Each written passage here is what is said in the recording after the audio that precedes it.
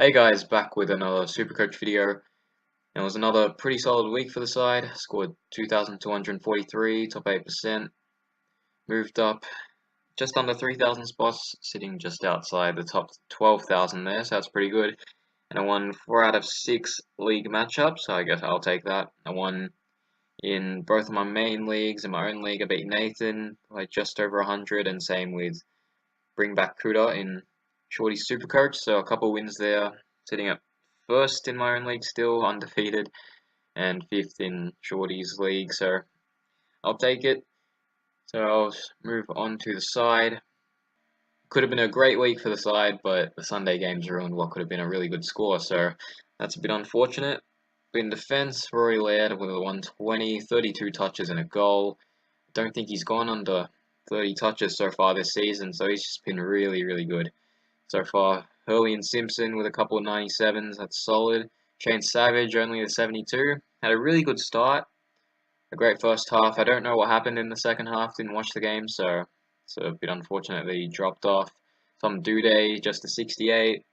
I guess Carlton weren't the best matchup for him to be clunking plenty of intercept marks since Adelaide dominated the majority of the game, but still a very solid score. And Dooman and Richards both getting under 40, just no good. In the midfield, Nat Fyfe absolutely carried the Dockers. 33 touches, 26 contested possessions, 8 marks, a lot of those contested, and 7 hitouts as well. Went to the game, so a lot of hitouts go to advantage as well. So yeah, absolutely carried the team. Paddy Dangerfield had a really poor first half. He had a couple of pretty bad turnovers, missed an easy shot at goal out on the full, and yeah, he moved forward in the second half, kicked a couple, missed an easy one, and I think it was a pretty good effort to get to 108 in the end. I feel like he's playing at maybe 90% right now, so hopefully he can hit his best form very soon, hopefully next week. Paddy Cripps, not his best night, not Carlton's best night either. Hugh Greenwood did the job on him in stoppages, and he also missed a couple of really easy set shots, so that stopped him from getting a 110 score, unfortunately. Dusty, being at the game, it just feels like he's cruising, really. Didn't get many contested possessions. He also got 4 behinds as well, so that definitely prevented him from getting that ton. Clayton Oliver was really good, 36 touches, 28 of them handballs, and he also had 7 clangers, so that could have been a 130 score for Clayton, but yeah, the clangers and the 28 handballs probably stopped him from getting that. Toby McLean was really good for the Bulldogs, 33 touches, 13 tackles, and yeah, that's just a great score from McLean. Christian Petrarca, what happened? Like I said with Savage, I didn't watch the St Kilda Melbourne game, so I don't know what happened. Did he spend a lot of time forward? Was he affected by the finger? Like, what happened? I have no idea. Just a really disappointing score. Tim Kelly, on the other hand, absolute gun. Another great game from him, a 115, and yeah, he's been so good. I don't think he'll be a keeper for the rest of the season. After all, it is his first season, so I feel like at some point he'll slow down, but at this point he will be a great option, a great M8 until the buys. And I think I said it last week, it's really convenient that Geelong have the last buy, so I can trade Tim Kelly to a mid-premer who's had their buy, such as McRae or Treloar. That's what I've got my eye on at the moment.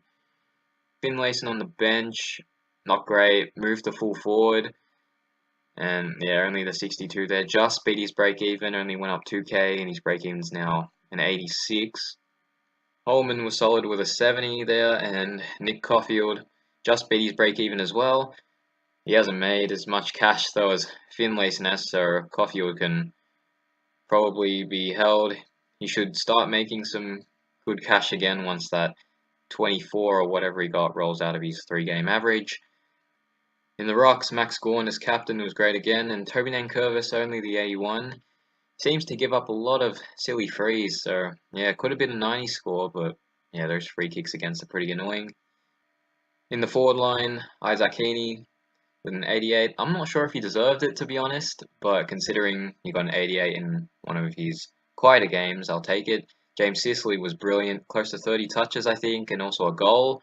So yeah, just brilliant game from Sicily. Devon Smith was solid. Jack Billings, oh my goodness, this guy, man. Along with Petrarca, just killed my week.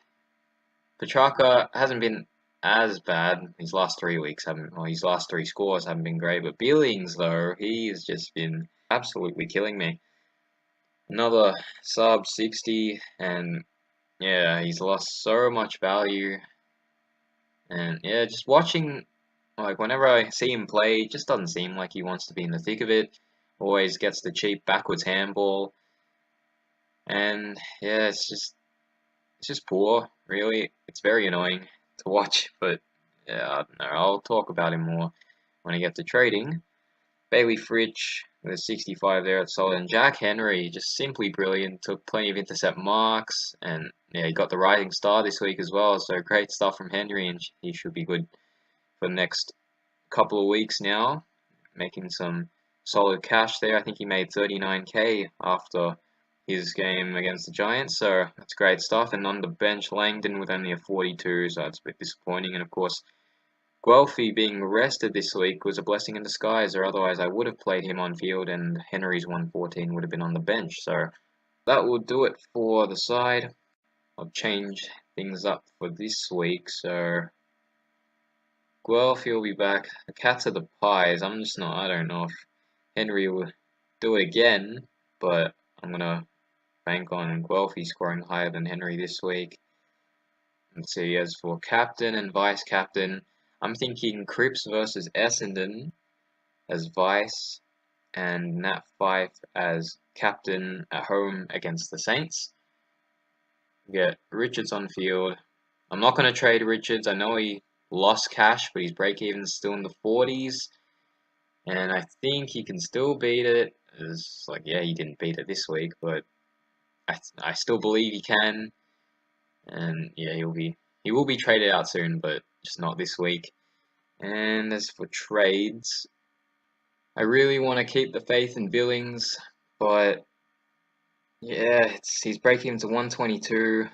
He hasn't gotten close to it since round 1 when he got 133. It feels like a year ago since he got that.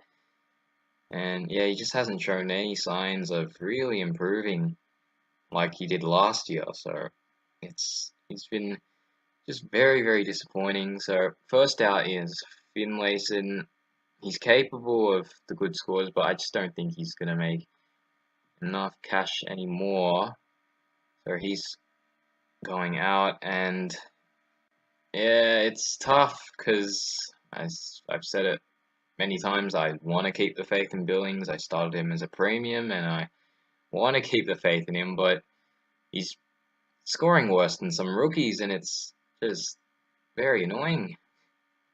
Oh man, he's lost so much cash, but with the couple of trades that I tested out once lockout ended, I think it just works for my team. Billings goes out, Petrarca there, and as for who comes in, finally get to bring in Tom Mitchell. He's bottomed out at 587k. His break-even's now under 100, and I think he should at least ton up against the Swans. Or at least I hope he tons up. I don't want to jinx it. But yeah, finally getting Tom Mitchell into the side.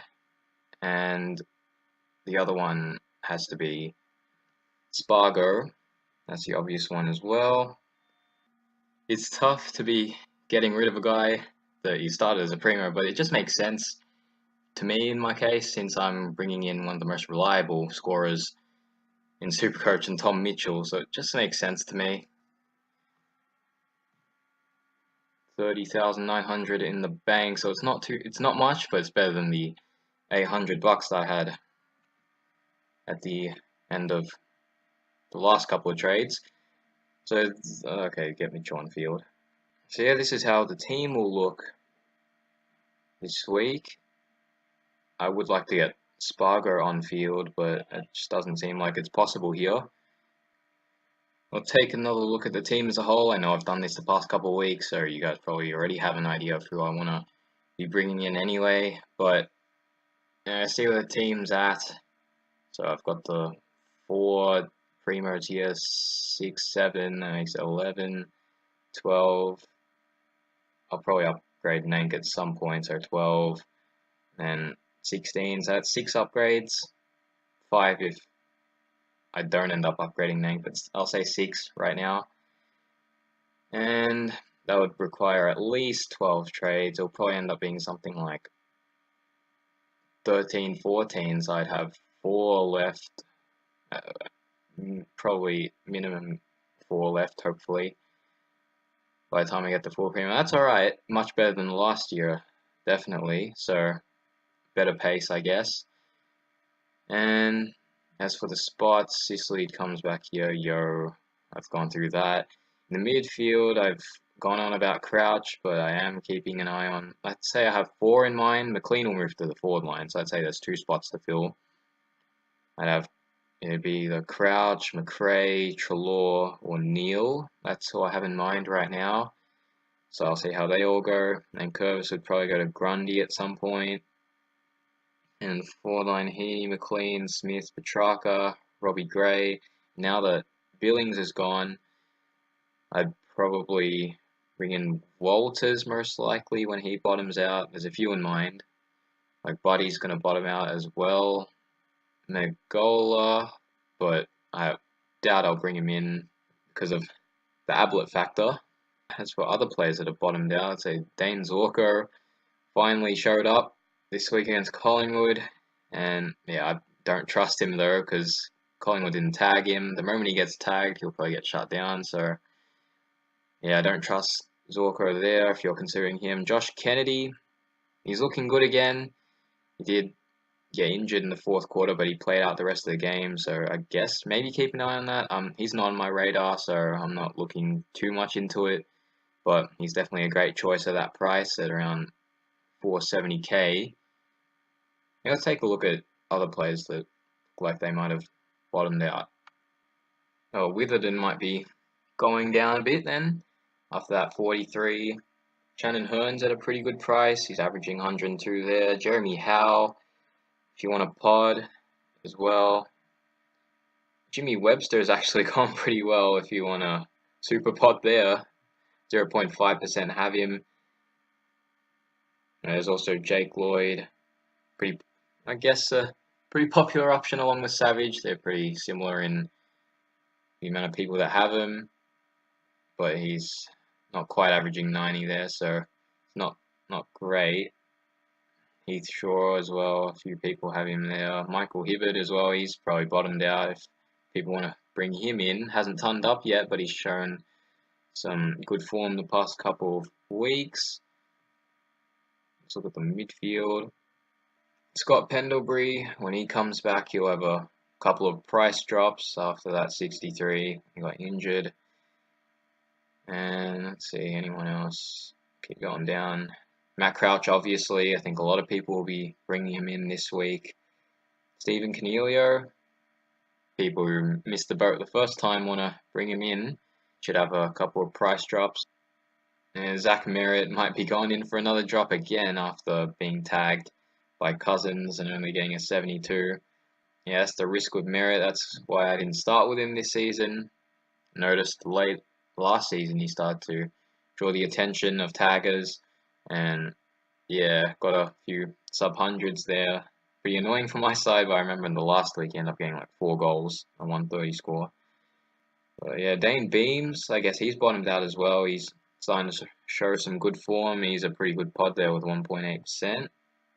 And Taylor Adams just not looking like the Adams of last year, unfortunately. Bryce Gibbs down at 480. He might have bottomed out as well. 8.9% have him. Yeah, like I said with Kennedy, he bottomed out last week, and if you brought him in last week, then great choice for sure. Luke Shuey, if you want another pod there. I don't know how long the injuries. He's done a hammy, I think. So when he comes back, a couple of weeks of lower scores, then you could bring him in as a pod. Luke Parker, all the way down at 460. Didn't realize that. Jeez, 9% have him. Might have bottomed out. I don't know. He's an 88 there, so maybe another price drop is coming. I'm not sure, but yeah, he's definitely one you could possibly pick up, and you know we're heading to pretty much most who aren't as relevant. So that, yeah, now the forward line. Monday, if you want a really good pod, he's going to drop a couple now after that 53. Kane Lambert's a pretty good pod. He's not bottoming out, but he's affordable for sure. 3.3%. Have him there. Akers is still affordable. He's averaging 101. Should come back this week. He was only managed. Michael Walters obviously will get a couple price drops when he comes back. Jack DeHulling's been surprisingly really good as a pod there, 1.4%. Have him there. I don't quite trust him because he's a key forward, but he surprised me for sure. Jesse Hogan as well. I think he's bottomed out. Only went down 11k, 98.6. Actually, he got a 36 against Essendon, I think it was. So one more price drop, I think, from Hogan. Yeah, no one else really. Averages are going down. The goalie might be an interesting option for those who want to go there. And yeah, that probably does it for the forwards there. The Rucks I probably won't look at, as it's pretty straightforward with Gorn, Grundy, Ryder if you still want to keep an eye on him. Steph Martin as well. So yeah, that's pretty straightforward in the Rucks there. So yeah, that will probably do it for this video, and I will see you guys in the next one.